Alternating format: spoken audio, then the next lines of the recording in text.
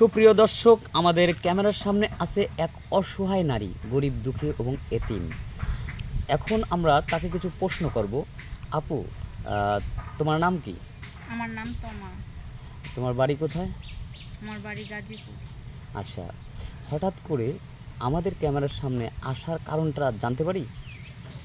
আমি ক্যামেরার সামনে আসছি এই জন্য, আমি গরিব, এতিম, অসহায় একটা মেয়ে। আমার বাবা খুবই গরিব, যৌতুকের জন্য আমাকে বিয়ে দিতে পারছেন না। যদি কোনো হৃদয়বান ভাই হয়ে আমাকে পছন্দ করে থাকেন, আমি গরিব বলে যদি আমাকে কেউ ভালোবেসে তার পাশে সারা জীবন রাখতে চান, তার পায়ে একটু আমাকে স্থান দেন, তাহলে আমি সারা জীবন তার পাশে থাকবো।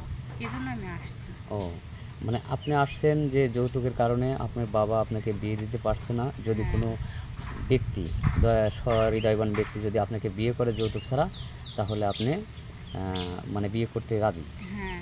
আচ্ছা, এমনও হতে পারে যে কোনো প্রবাসী ভাই হয়তো বয়স একটু বেশি, এখন আপনাকে বিয়ে করতে চায়। আপনি কি তাকে বিয়ে করবেন? আসলে ভাইয়া, বয়স তো কোনো ব্যাপার না। আসলে মানুষটা সঠিক কিনা, তো সে একটা সুন্দর, তার মনটা কিনা, তার বুকে আমাকে স্থান দিবে কিনা, এই জন্য এরকম একটা মানুষ আমি চাই। আমার কাছে বয়স কোনো ব্যাপার না। আচ্ছা, বয়স কোনো ব্যাপার না, শুধুমাত্র আপনার দায়িত্বটা নিতে পারলে এবং আপনাকে হ্যাঁ, সুখে রাখতে পারলেই আপনি জি। তাকে বিয়ে করবেন। তাছাড়াও আরও অনেক কোনো কারণ থাকে, যেমন মনে করেন হয়তো কেউ দেখা যায় এমন কোনো ভাই হয়তো বিয়ে করেছে, তার বউ অসুস্থ, মানে দ্বিতীয় বউ হিসেবে যদি আপনাকে মানে নিতে চায়, তো আপনি কি সম্মতি আছেন? হ্যাঁ, আছি।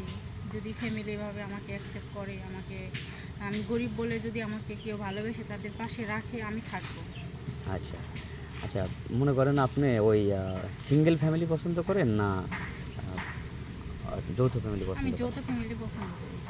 কারণটা কি? অনেকেই তো সিঙ্গেল ফ্যামিলি পছন্দ করে না, স্বামী সবার সন্তান না নিয়ে সে। ভাইয়া, সবার ভালোবাসাটাই সব থেকে বেশি। একজনের ভালোবাসায় আমি সুখী হব না, আমি ফ্যামিলির সবাইকে নিয়ে সুখী থাকতে চাই।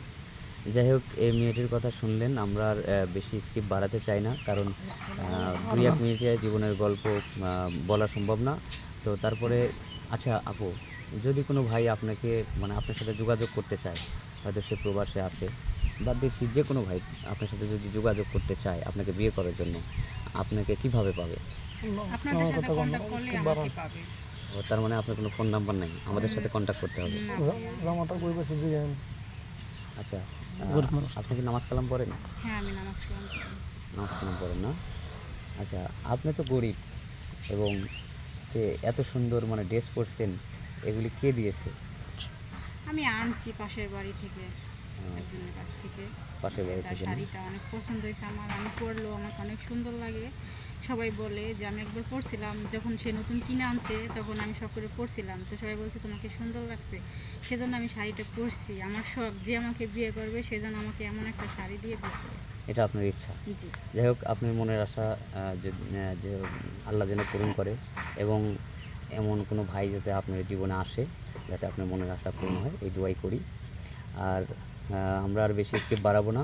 তো শুনলেন আপনারা সবাই, এই আপুর কোনো ফোন নাম্বার নাই। যদি কেউ আমাদের সাথে, যদি এই আপুর সাথে কেউ যোগাযোগ করতে চান, তাহলে আমাদের স্ক্রিনে আমাদের নাম্বার দেওয়া থাকবে, হোয়াটসঅ্যাপ আর ইমো দেওয়া আছে, নক করবেন। কেউ ভিডিও কল অযথা দিবেন না, অডিও কল দিবেন। সুস্থ